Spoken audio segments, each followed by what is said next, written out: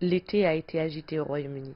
Si les parlementaires étaient en vacances, les partis d'opposition ont tout de même pris le temps de mettre au point une stratégie pour contrer le gouvernement de Boris Johnson et empêcher un Brexit sans accord.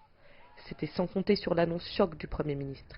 Il veut ouvrir une nouvelle session parlementaire mi-octobre, 2 semaines seulement avant le Brexit, bloquant toute possibilité de vote au Parlement pendant un mois. Officiellement, le gouvernement espère ainsi préparer l'après-Brexit. Le Premier ministre a annoncé que la reine allait ouvrir une nouvelle session parlementaire. Dans son discours, elle mettra en lumière nos priorités en tant que gouvernement, qui sont celles du pays. Nous avons besoin de nouvelles lois pour améliorer notre système de santé publique, la NHS. Nous devons nous assurer de faire plus pour aider le peuple avec le coût de la vie. Nous avons aussi besoin de légiférer avant de faire baisser le taux de criminalité. C'est ce que l'ouverture d'une nouvelle session parlementaire va permettre. C'est ce que le Premier ministre fait. Cette décision a été perçue comme une attaque à la démocratie, permettant au gouvernement d'empêcher les parlementaires de voter contre un Brexit sans accord. Ils ont alors décidé de faire passer en urgence une motion leur permettant de forcer le Premier ministre à demander un nouveau report du Brexit à l'Union européenne, et ce, malgré les avertissements du chef du gouvernement. À l'approche de la date du Brexit, je suis motivé par les progrès que nous faisons.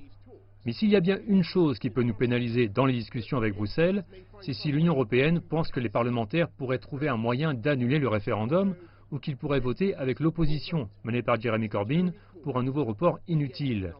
Je ne pense pas qu'ils le feront. J'espère qu'ils ne le feront pas.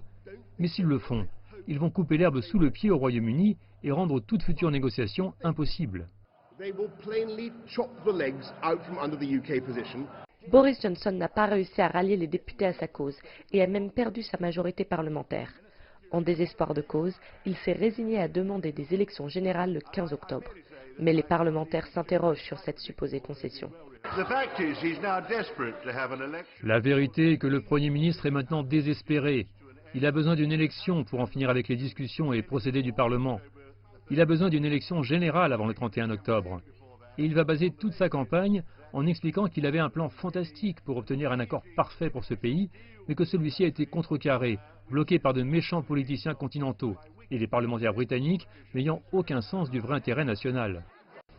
Les débats parlementaires n'ont repris que depuis une semaine et déjà, le Premier ministre Boris Johnson est en difficulté. Il a fait face à ses 4 premiers votes depuis sa nomination à la tête du gouvernement et il a perdu les 4. Après avoir été désavoué par les députés, y compris certains de son propre parti, Boris Johnson ne semble plus avoir d'autre choix que d'organiser une élection générale anticipée. Mais l'opposition est bien décidée à contrecarrer tous les recours possibles du gouvernement et la saga continue lundi prochain avec un nouveau vote pour des élections générales. Le Royaume-Uni doit donc se tenir prêt pour un vote de la plus grande importance sans savoir quand celui-ci pourrait avoir lieu. Romana Becaille, Londres, CGTN.